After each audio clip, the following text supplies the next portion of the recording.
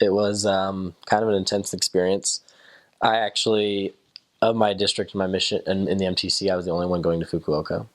And so there came a certain point where we went together, but then it was like, see you guys, and I was just by myself, which is even 11 weeks in. I'd been in the MTC for 11 weeks. Even 11 weeks in was kind of intimidating, just to be by myself. But then I was also in Japan, and I I didn't understand anything going on around me, and I wasn't even sure where to go in the airport really. So it was kind of scary at first. And then I got to Tokyo with all the other missionaries, and then they went to a different airplane. Then I went to the one that was taking me down to Fukuoka.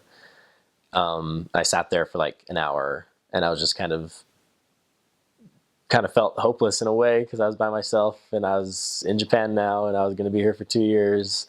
And I remember bringing out my tape recorder and just like talking to family and friends on it. Like, I'm just like, well, I don't really have anybody with me, so I guess I'll just talk to you. And I remember going to the bathroom and seeing their like Japanese little weird toilets that they have, and I was like, and so then I get on the plane, and I went, and I kind of fell asleep on the plane. And I got to my actual mission, and my mission president picked me up, and it was nice to see somebody that I was supposed to see, you know. And I just remember it was humid. They took me to the mission home, and I kind of felt a lot less. I was a lot less scared now that I was with the mission president, but it still kind of was sinking in still that I was going to be there for 2 years. I'd say that was probably the biggest feeling, was just, I'm here, I'm not going anywhere for a long time, and I don't know what to expect. It was fairly nerve wracking, but I think even the next day, kind of as I woke up, and I was very welcomed, and they were clearly happy to have me there. It was a lot better than that night before. But that first night when I was by myself in the airport was fairly intimidating. And then once I had I think a night or two in the mission office, that was kind of settled the nerves a little bit. Did a couple things with like the assistants to the president and the zone leaders and everything.